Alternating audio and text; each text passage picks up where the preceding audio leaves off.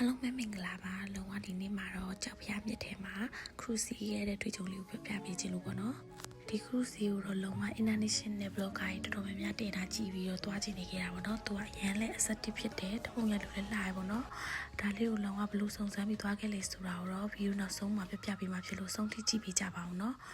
အခုကတော့သူစီးရမယ် restaurant ကိုရောက်ပါပြီဒီကနေစထွက်ပြီးစီးရအောင်เนาะသူက restaurant လည်းရှိတယ်နောက်ပြီးတော့ book စီလို့ရတာမျိုးလည်းရှိရပေါ့เนาะဒီ restaurant ကို book ကကြိုပြီးတော့ reserve လုပ်ရတယ်ပေါ့เนาะသူကကြတော့စီးဖို့စောင့်အောင်ပါပေါ့เนาะစီးရကြတော့ညနေ6နာရီမှစစီးရမှာပေါ့เนาะလုံးဝ9နာရီလောက်မှလာခဲ့ရဆိုတော့နည်းနည်းစောနေရပါပေါ့เนาะ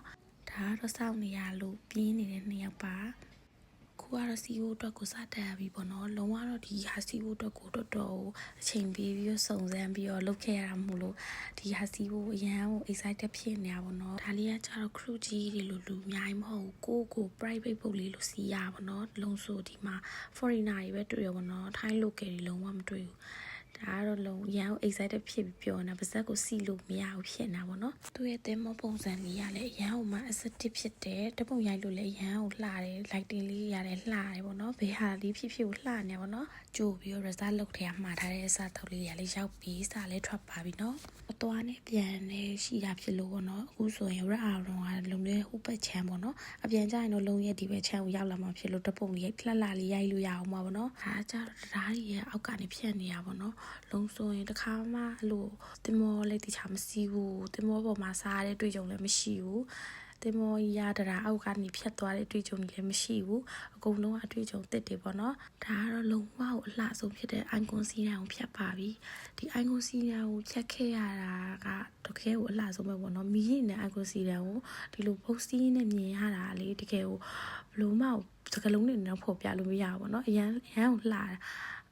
icon စီးနဲ့ဖြတ်နေတဲ့တစ်လျှောက်လုံးလုံးဆိုမျက်လုံးကိုမလွဲနိုင်ဘူးလောက်တော့လှနေလဲဆိုတာလေဒီဗီဒီယိုမှာသာကြည့်ပါတော့နော်အရန်ကိုလှတာပါအပြင်မှာဆိုလို့ရှိရင်ပိုတောင်လှသေးတယ်လုံးဒီဗီဒီယိုထဲမှာသိပ်ပြီးတော့မပေါ်ဘူးလို့တော့ခံစားရတယ်ဒါတော့ညဘက်မှာမြင်ရတယ်မြေကမ်းတစ်ပေးရရက်အာတော့မှာအရန်ကိုအေးချမ်းပြီးတော့လှနေရပါပဲရှင်